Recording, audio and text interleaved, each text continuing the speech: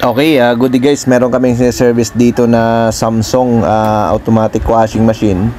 Ang problema nito guys, ayaw mag-wash, ayaw din mag-spin, no? So nung nilagay natin sa spin guys, bumabalik siya, no? Bumababa siya ng 11 tapos bumabalik siya guys ng 13. So hindi siya gumagana, no?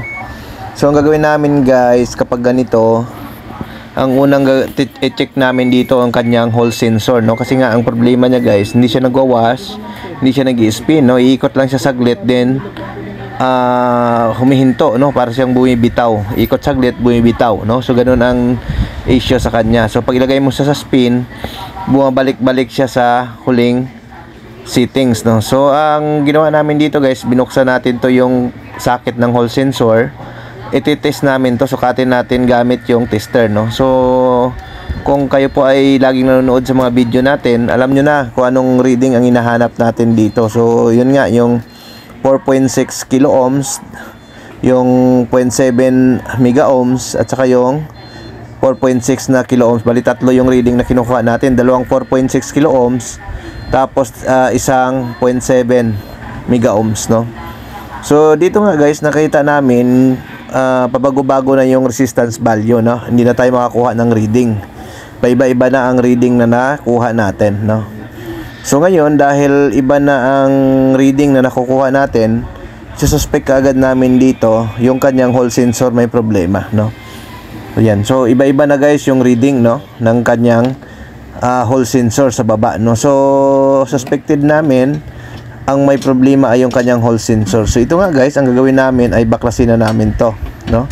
Kasi papalitan natin ng hall sensor. Tingnan natin kung nandito nga ba ang problema, no, ng ganitong issue. So ang nangyayari guys, walang wash, walang spin na mangyayari. Kasi ang mangyayari sa kanya, iikot lang siya ng konti, then hihinto. Pero magkakarga ito guys ng tubig, magdi-drain din ito, no? So ang spin lang, yung pag-ikot lang ang problema, no? So ito guys, pinipiga natin yung clutch, iniikot natin. Smooth naman guys yung loob, walang nakakalang sa loob. So ibig sabihin, nandito, maring nandito ang problema, no, sa kanyang hall sensor. Smooth na smooth naman guys, oh, no? Iangat natin yung preno, then ikotin natin. Smooth na smooth yung ikot niya, no? So wala naman siyang, ayan, okay naman, no? So wala ang problema. Ayan, so ang gagawin natin, baklasin natin to, no? Palitan natin ng hall sensor, no?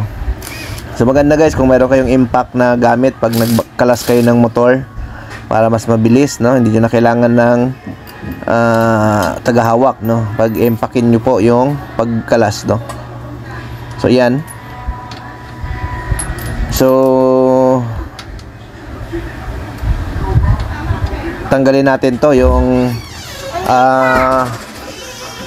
tanggalin natin to yung mga screw nandito sa motor, no, para maalis natin at makuha natin yung pinaka hall sensor. So nandito kami ngayon guys sa Silang Cavite nag-service, no.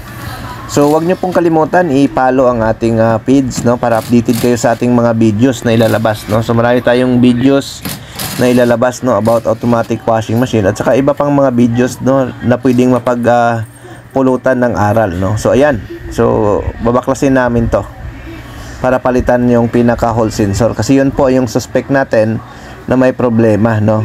Ayan. So palitan natin para ma-check natin kung ito ang problema. So yun nga ang sinasabi ko guys, mas maganda kung may baon kayo laging spare parts, no, lalo na sa hall sensor para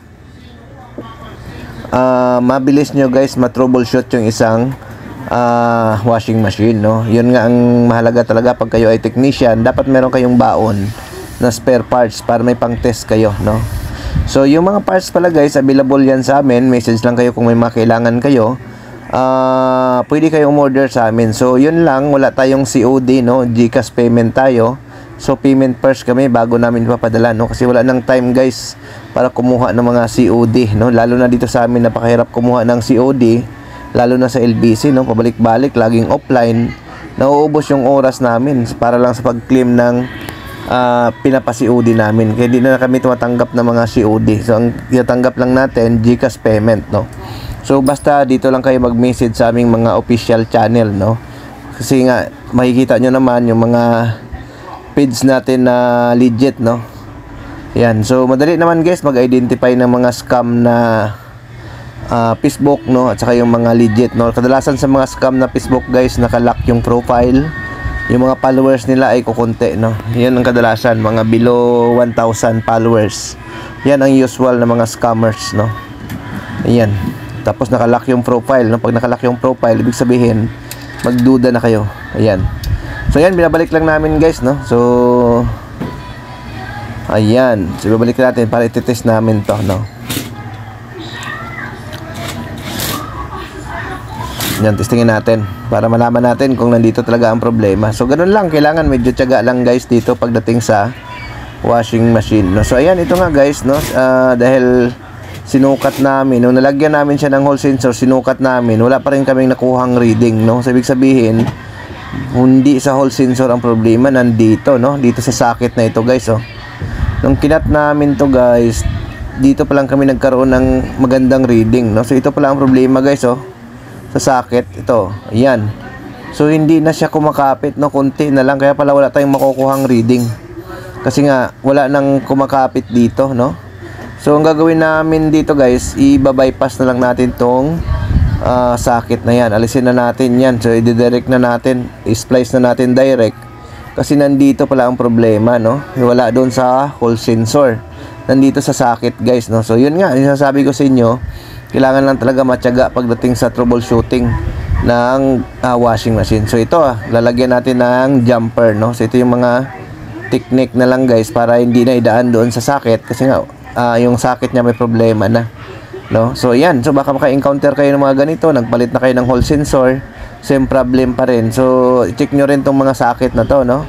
Baka wala siyang connection or i-continuity nyo yan guys para makita nyo yan mula sa board, i-continuity nyo papunta doon sa hall sensor, no? Diyon ma-identify nyo na kung mayroong problema sa socket. Or minsan naman guys, kahit good yan, minsan pag umiinit na, doon na nagkakaroon ng lost connection, no? So, kung talagang wala ng option, pwede nyo nang i-direct lahat yan, yung mga parts na yan. So ayan, so testingin na natin to guys, no.